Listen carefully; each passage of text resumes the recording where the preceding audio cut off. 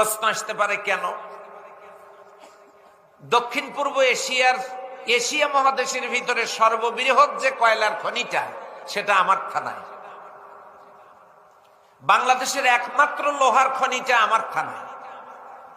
বাংলাদেশে মাত্র 3টে মেরিন একাডেমি, ঢাকায় একটা, চট্টগ্রামে একটা, আর একটা কোনো বিভাগীয় সদরেও না, জেলা সদরেও না, ওটা আমার থানায়। বাংলাদেশের মাননীয় প্রধানমন্ত্রীর স্বামীর বাড়ি আমার থানায়। এদেশের যতগুলো সংসদ সদস্য আছে, সকল সংসদ সদস্যের যিনি সভাপতি, মাননীয় স্পিকার ডক্টর শিরিন শারমিন চৌধুরী আমার থানার এমপি। আর বলবো না আজকের বক্তার বাড়িটাও কোথায়, ওই থানায়।